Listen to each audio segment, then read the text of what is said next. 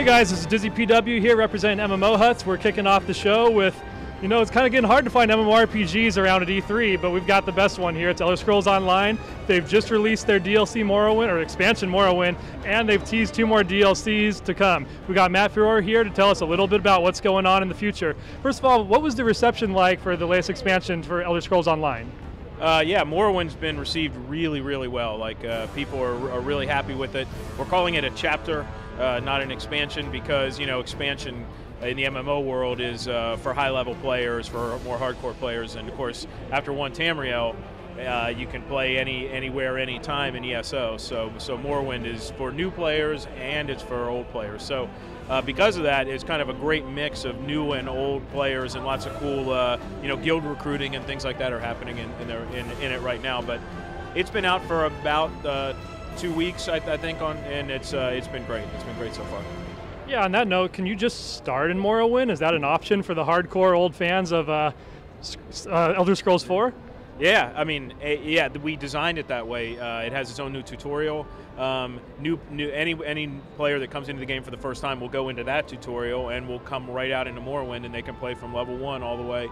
And of course, if you buy the new version of Morrowind, it includes the whole rest of Elder Scrolls Online. So once you're done with Morrowind, you can go play the whole rest of the game.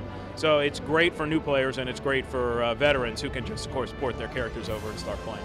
That's pretty cool. Can you tell me about the storyline? Because this is, of course, leading into Elder Scrolls 4. So what is going on before Elder Scrolls 4 happened? Yeah.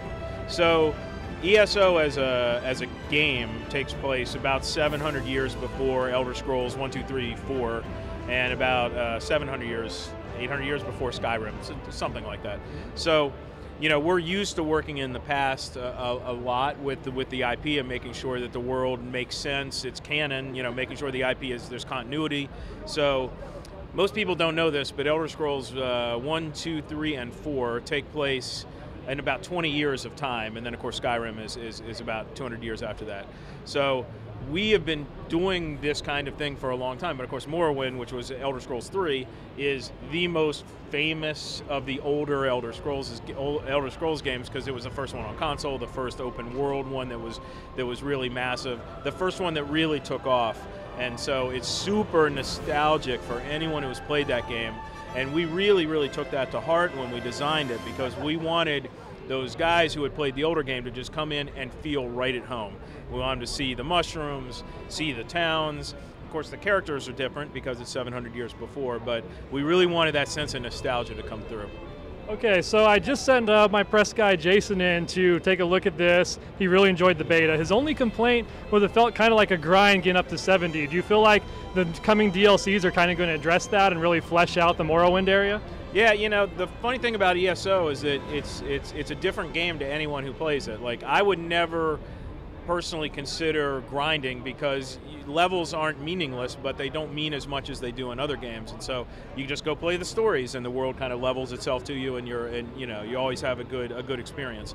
But yeah, there are players who just try to shoot up in levels, and that's fine too. There are players who just PvP. There are players who just do crafting. But yeah, so in our 2 DLCs that we announced here at E3, the first one, Horns of the Reach, is 2 new dungeons and a bunch of gameplay enhancements for players, some housing and things like that. And the one in the 4th quarter is Clockwork City, which is much more of a traditional DLC. If you're familiar with the size of Thieves Guild, Dark Brotherhood, it's in line with that, but it takes place in Clockwork City. So lots of stuff for more hardcore dungeon type players, but with Horns of the Reach, and then of course more world exploration story in Clockwork City.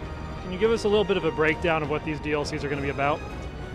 Yeah, Horns of the Reach has 2 dungeons, one of which takes place in Falkreath, which is one of the cities from Skyrim. It's under attack from the Reachmen, which of course are the bad guys in that part of the world. So we're really focusing on lore of the Reach, which isn't explored a whole lot in Elder Scrolls games. So we'll have some cool things. You'll learn a little bit about the Reach, but really they're dungeons. They have hard mode and normal mode. So if you love dungeon diving, you'll love it. And the second DLC, is it really Daedric mixing with Dwemer technology? That sounds like the ultimate Skyrim nightmare. You'll have to play it, but not going to give any spoilers away. But yeah, it takes place in Clockwork City. You don't have to own Morrowind to get it. It's a true DLC. It's included with the SO Plus. Both of these are. But it's cool for us because we get to go to a different part of the world that is really different because, of course, it's in the Clockwork City and tell some cool stories there. Fantastic. Is there anything else you'd like to tell our audience? As always, thanks to the community because we have the best community in online gaming.